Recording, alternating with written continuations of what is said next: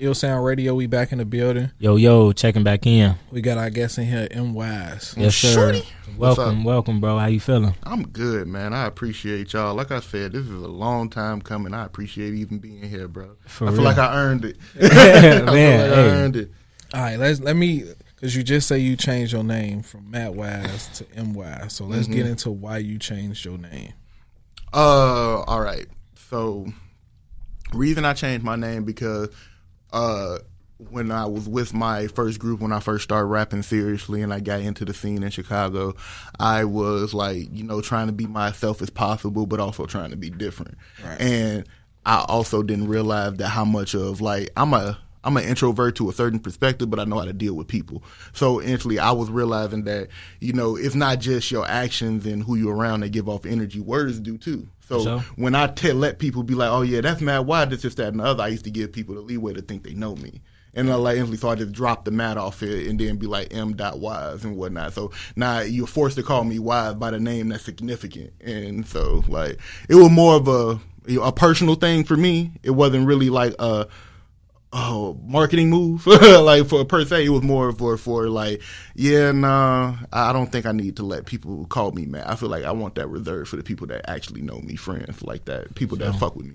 So the M is basically, man, that's a guard. Mm-hmm. It's like it's a shield. It's a shield. Instantly, not so fast. Stop playing with me. I feel you though, but sure.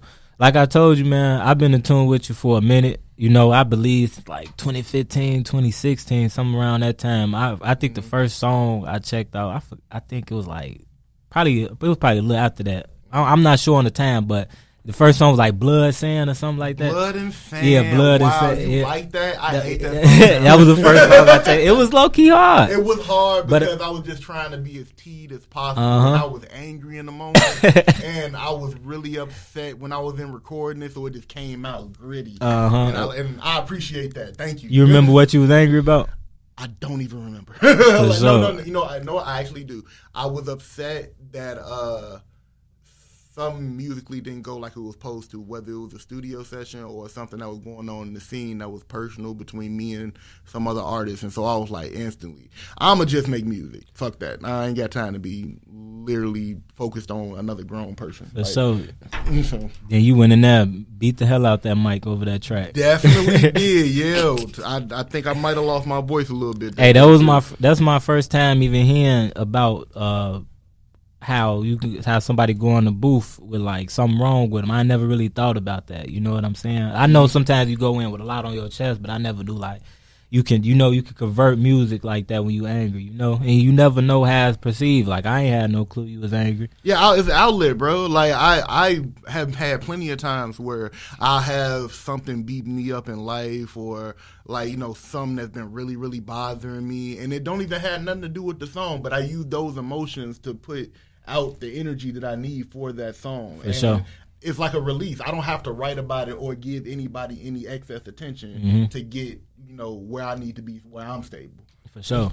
So with that being said, talk about your humble beginnings and how you got into rapping and everything. Because you multi-dimensional, you do battle rap and you hop in the booth. So talk about how you got into both. Well, I started out with the first thing I ever wrote pen to paper. I was 12 years old, and I literally rapped in front of good 130 people at a school little event, and it was a gospel rap at that. A lot of people don't know. Y'all gonna be the first people to get on this air. I used to gospel rap. That was the first thing that I touched. That's a lane. That's a lane, bro. But that opened up the door for my lyricism, because then I started realizing the stuff I didn't like about religion. Not saying that I'm not a believer, but I didn't like certain stuff about the way that religion is used to control people. So that opened up the lane to be nah, fuck that, I'm doing real rap. And then instantly all I knew was gangster rap, so instantly that's why I started with. I mean, I see it every day, I live in it. My cousins, they really in this shit, so all right, cool. And from there I got into just recording. The first time I got into a booth, the first song that I did real rap was Got My Vans On. I did a freestyle to Got My Vans On by the Pack, and my homie put me in the booth to get it recorded. Now, mind you, years later, now that man is running 35th Street Studios. now. So sure. like from going on just to being a rapper and just putting the little homie in the studio, now he runs one of the biggest studios in the city. I'm proud of him. So shout out to him. Shout out 35th Street Studios. That's my house. And then I got into the scene, which is Chicago, stuff that y'all were touching and knowing what iLLANOiZE was and Elevator and Fake Shore Drive. And I got into the whole blogging era.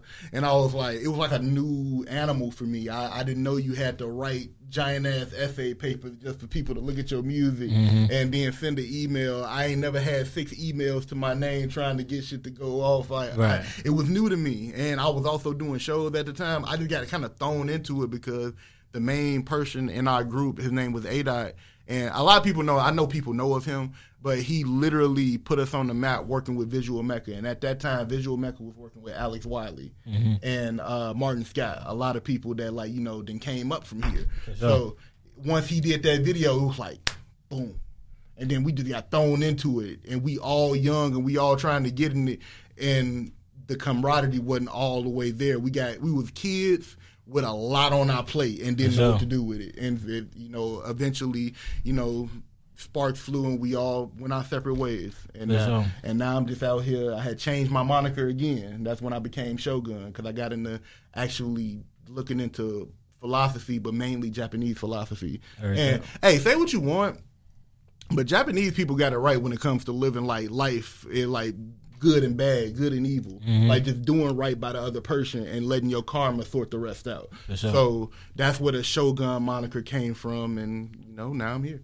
For sure. And I'm trying to piggyback off you said how you just got thrown into it. At the time, was it like you, I know you said all together y'all probably weren't prepared, but like what was it like seeing all these other people hitting off, then you going that exact route, and like now you just in it? What was it like experiencing that? How old were you? I was definitely the oldest. I was like 19, 20, going on to be 21. Yeah. And it was man, I ain't gonna lie, it was fun. It was fun because all the artists people talk about, like when our first show, we literally rocked it so hard, and we were only the middle of the show. And I'm talking about Frank Leon was on this. Monster Mike, Lucky X, the whole 187 was on there. Like when we rocked that stage and we finished our set, everybody started leaving. And we got so much hatred after that. Nobody liked us after that. That's crazy. It was crazy because we was like brand new. Nobody knew us. Nobody even understood how many of it was. It became I don't even know what to call it, but it was such an amazing time. Those 2 years, even with the bullshit that happened after, I loved those 2 years. Those 2 years that we was going off, I loved it because it was like a hate-love relationship. Because as much as we was into it, we knew that the mission was to make them more upset. For sure. For sure. Now let me ask you this: as a rapper and a battle rapper, like how do you practice or how do you keep your pen sharp? Because being a battle rapper is hard in itself. You know what I'm saying? You got to catch people's attention with the bars you spit. So what's a couple ways you sharpen your pen? Sparring with other battle rappers is one great way. Because shout out my battle rap crew. Mud ties, stay out the fucking mud. We basically we got a group chat, and then when somebody like say you writing for such and such on this date, instantly, all right, bro, let me hear that. Instantly, get your practice up. Like instantly, you got people that literally doing the same thing you do, telling you like, nope, that line not it. Take that out of there. Like, don't do that. Don't do that. Don't go up there with that's weak. You better than that. I done heard you say better shit. Like it's just about the consistency of being able to accept criticism. And if you can do that, then you can like move forward. As far as like transferring music to battle rap, I already had a decent pen when I was in music, and people told me that I should battle rap, but it was a fear of being embarrassed and not being able to hold on my own and stand in front of somebody and do my shit. So instantly, right after I got over that fear, after I took a couple L's, I got over that fear, but it became easier. And then when you get into like a mode, it's like, it just flows like water. It's almost like word vomit. It just start coming out. You start thinking the concepts and whatnot. Because I'm a schemer. Because there's also styles to battle rap too. Because that also ties into like sharpening your pen. It's also what you want to sharpen it with. Because like you got punchers, you got your schemers, you got people that literally want to go joke route, people that go to hood shit. So I mean, it's a lot of different ways. But for me personally, it's more of like sparring and literally just being as creative as possible and trying to balance the two. That's the hard part. So. What's the most important aspect of battle rap? Like when you face to face with somebody, because I know a lot of times in that a lot of sizing up goes on. Mm-hmm. You know what I'm saying? So what you think is the most important aspect when you right there next to somebody? When I'm right there next to somebody, trusting your gift. If you nice and you raw at what you do and you know you nice at what you do, you can't let anything around you affect you. Yes, the crowd reaction is going to get to you. Yeah, you're going to be hyping adrenaline, but at the end of the day, your mission is to put the person in front of you in the dirt or talk to that person or whatever you came to do, you make sure you say it. Mm-hmm. Otherwise, you're going to get on camera and look like, oh, well, better luck next time. Every day. Now, you had said you was into like Japanese philosophy. Mm-hmm. So how much research actually goes into battle rapping? Because I'm pretty sure you watching a movie, you like, oh, I could flip that in some type of way. So how much of that actually goes into your writing? It goes from literally taking stuff that you watch, because I could watch something, but that don't mean you seen it. It's about relevancy. So instantly, like prime example, everybody in their mama in battle rap got a Friday line or a Craig line or a Red with the gold chain line, like because everybody has seen Friday. But like stuff, hold on, whoa, oh my God, I don't want to mess up my boy line.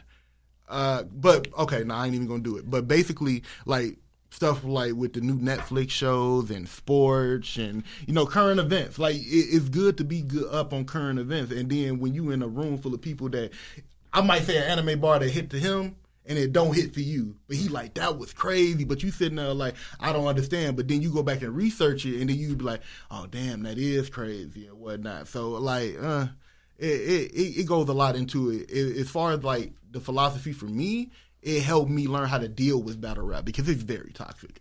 It's very fucking toxic. People be calling you trash for the hell of it.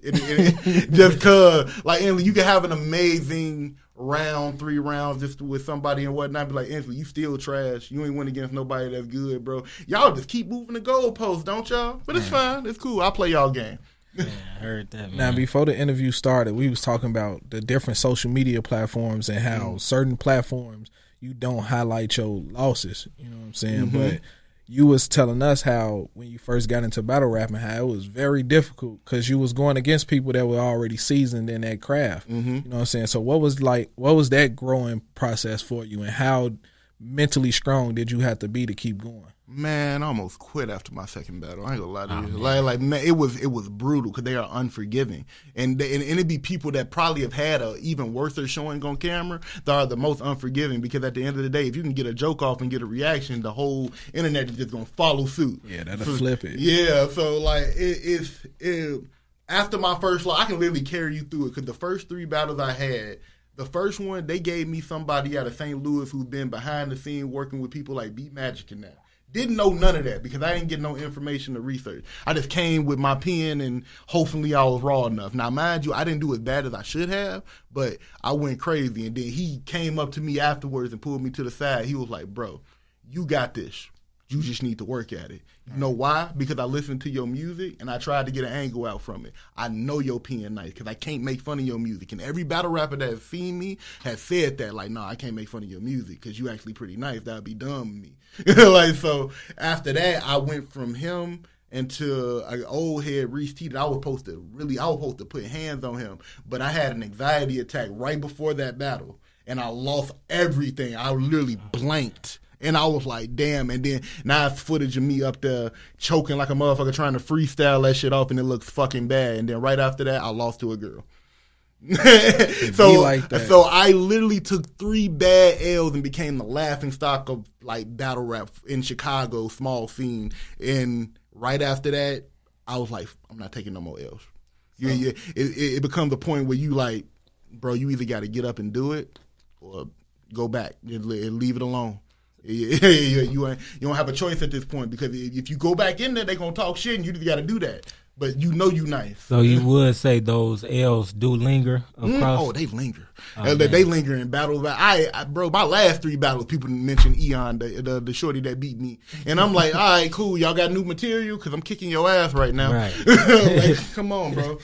Yeah, them ain't going to go nowhere. But to me, battle rapping, you have to be mentally strong, bro, because it's hard not to punch somebody in the face. Yes, it is, You know what I'm bro. saying? Bro, my last battle, bro brought up a situation on Facebook about my shorty getting a gun upped in her face. He mentioned that in the battle because I had got into an argument with somebody over a comment section, and I was telling them, and he was like, bro, you worried about the wrong thing. Didn't your shorty just get a blick up on her? What you doing about that? And then instantly, right after that, comment, reaction. And then a month ago, when I had that battle, he said that. Not only did he say it, but he flipped my line from another battle and said it. I was like, y'all ruthless. Y'all are ruthless. I know you felt like a nerve twitch or something. Yeah, bro. I had to tap into my football testosterone and push him. Like, yeah, you better fight. You better say something because I want to fight you for real right now. You better say something because you getting your ass kicked lyrically.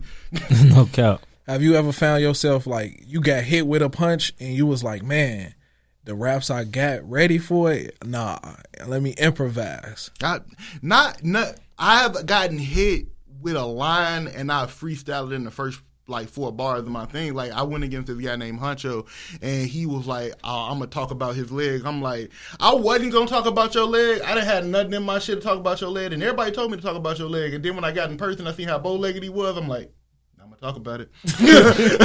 I'm about to talk about it.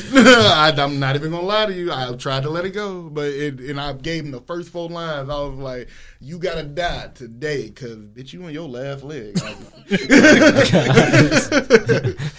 So yeah, no, that does happen. That does happen. Yo, it's your boy Biko. Make sure you head over to the Apple Store and Google Play Store and download the iLLANOiZE app right now. From there, you'll be able to stream iLLANOiZE Radio live every Saturday from 4 to 6 p.m., as well as stream podcasts, watch interviews, check out the latest news, and so much more. So head over there to your App Store and download the iLLANOiZE app.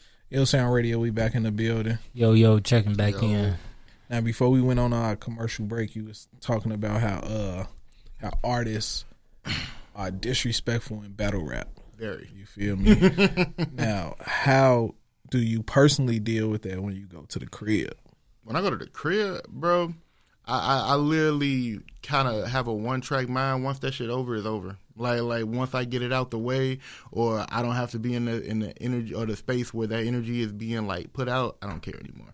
Like, and a lot of people don't have that. A lot of people don't have that, like, off switch. You treat it like, man, I was at the office, now I'm at home. That's all it was, bro. I had a battle rapper say that word for word. Like, we are not friends, we are co-workers. Like, we all just on the same goal. When both call that meeting and you got to do this, all right, cool, do your task and go home. That's all it is, the task. For sure. All right, now, are you working on new music? Yes, I just finished my project that I've been working on that was supposed to come out last year. I just finished it. I went to 35th Street Studios. Shout out Ali. Shout out DJ Ghost. Everybody that helped me with this project. Keys, my boy Monty. Everybody that literally sat in. Even my girlfriend. Like they sat in and they helped me, really come up with the sound I was looking for. And I'm proud of it. It just it should have came out last year, but I was like going through so much personal stuff, and not to mention I didn't want to like waste it. Like before we started the show, I told you like I wanted to put an actual push behind this so I can say I did everything that I could to make this successful. Right. So what's the name of the project? Drawn. Low key subtitles too. Low key. Low key. Like I did a tape called Subtitles. It was my second project, and it got a lot of great reception. That was back when people were dropping on SoundCloud. It was on Audio Mac. It's still up to this day.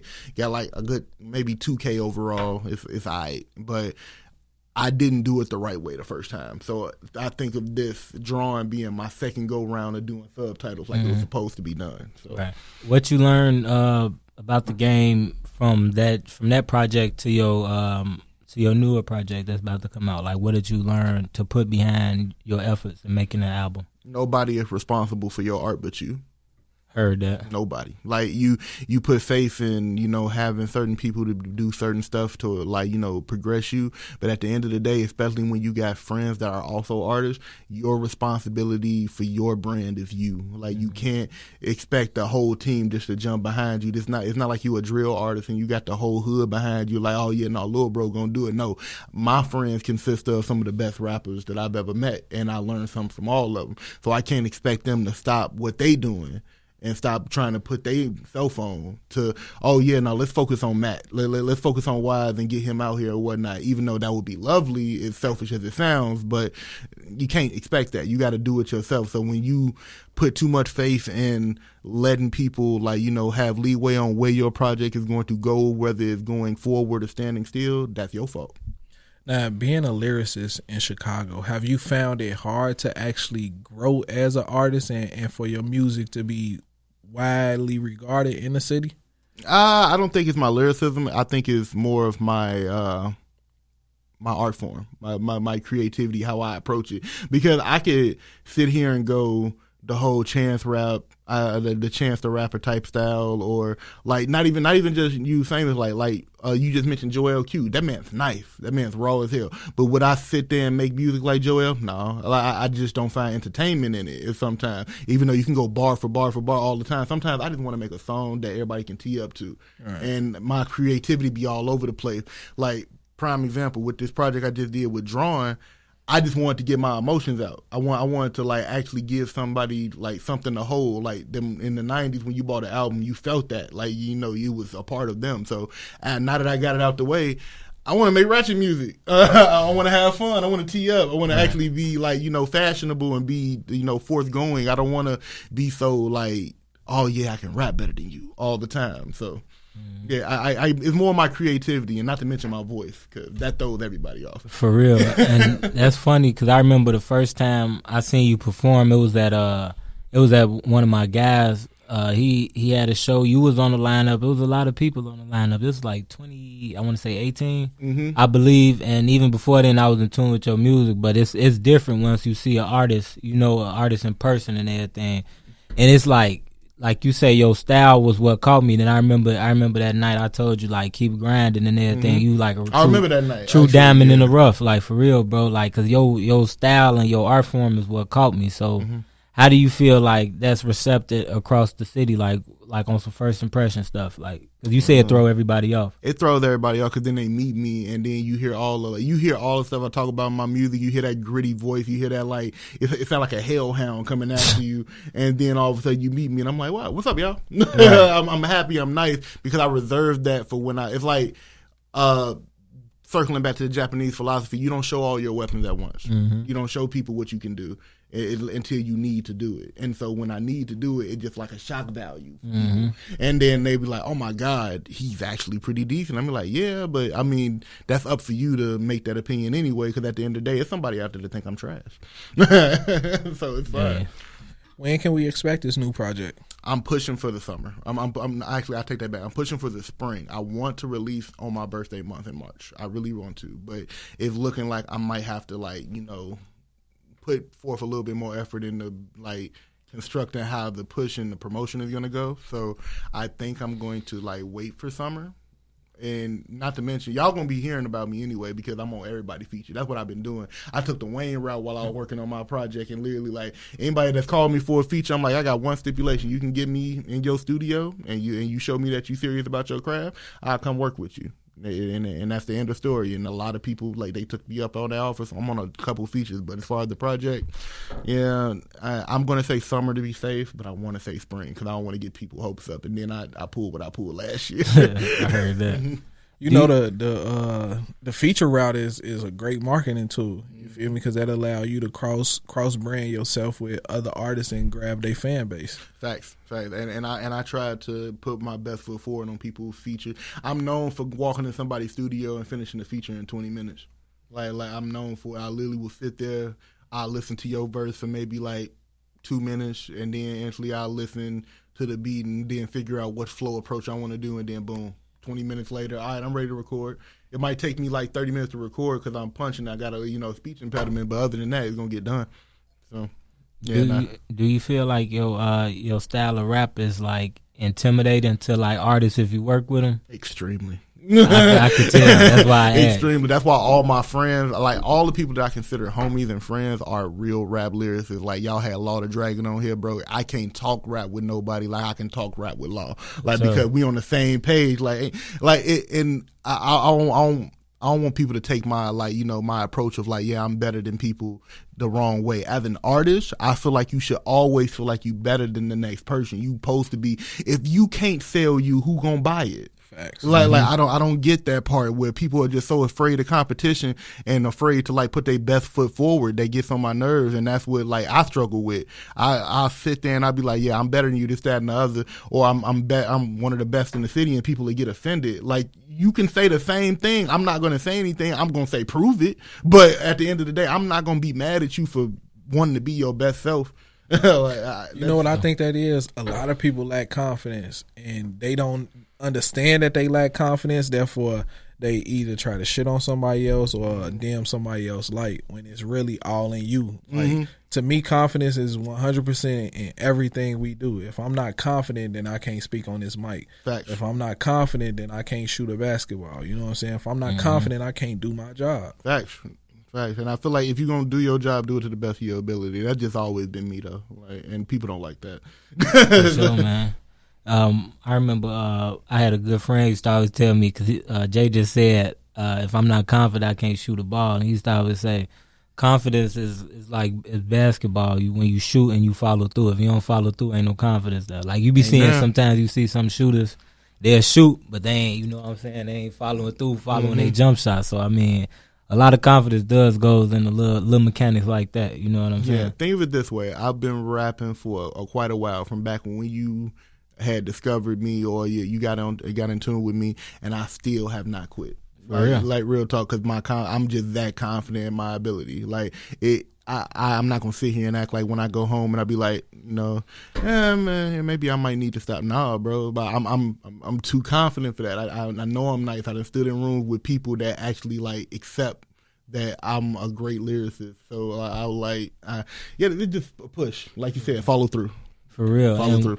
With that being said, I want to ask, is battle rap a good lane to actually promote your studio rap? It's very, very good. I tell a story all the time with battle rap. I tell people all the time, as an artist, it's like a trap almost when you go to battle rap, because as artists, especially underground artists in like any city, one thing that we lack is gratification for our work, gratification for our art. So instantly, when you in music, you be like, okay, man, my song's not doing what it's supposed to, or I got to put forth the money for promotion. You be stressed out about a lot of different aspects when you doing music.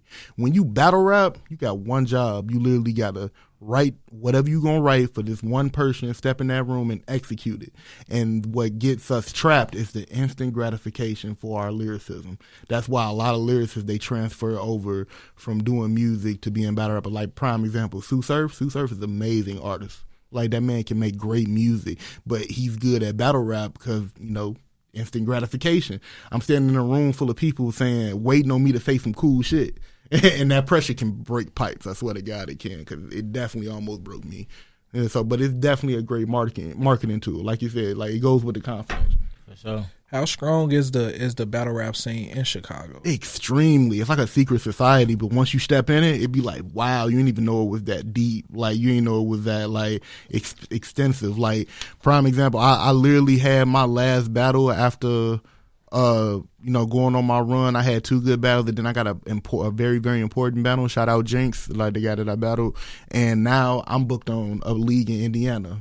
And then it's another league from Atlanta that was trying to get some of the artists from the league that I'm on. And also my battle rap group is going to North Carolina. So it gets they very well connected. Like I'm 2 degrees separation from some of the battle rappers y'all see on URL. Like I actually like see their Facebook pages and watch them comment. Like I didn't see Big T come up in the comment section before. Marv Warren told me. No, Marv Warren said I sounded like Daffy. I thought it was funny. I'm like, wait a minute, ain't you a URL? But you got too much time on your hands, boy. What you doing in the low level? But it's literally that close. It's very, very. What's URL for those who don't know? Ultimate Rap League. Okay. That's the biggest ultimate. That's Smack DVD. Everybody knows Smack. Like they considered the biggest and the most important battle rap. What's the word I'm looking for? Platform. They considered the biggest one. If you made it to URL, that's the goal. Right. And so, but it's a whole bunch of leagues that do just as well. Have you had that? No, not have you, but do you remember that moment where you was like, okay, I'm a cold at this. I'm a goat at this. I could do this. At battle rap or at music? At battle rap. At battle rap. It was the moment I had, it was in between. It was after I had lost it to the girl, Eon. I lost to Eon, but I also had a fire beginning of my third when I was talking about her sexuality, and everybody was like, and it gave me light. I'm like, I can do this. I just need to work on my memorization. So when I went into my next battle, I was like, yeah, nah, I'm a GOAT. I did everything perfect. I got my execution off. The only thing I was messing me up was like the fact that I got a lisp that like a lot of people noticed. So like, when I would say certain shit, it'll get jumbled, and I have to start over just a brief second. It's not a choke, but just resetting the bar so I can like say it clearly and whatnot. But I realized after that day, I was like, yeah, no, I can do this. Like it was a long time coming too, because like I said, I was finna quit. All right, with you being so deep in the battle rap, I gotta ask you this question: Yes, sir. Murder Mook or Loaded Lux? Lux. Why? Because I can't stand New York battle rap. I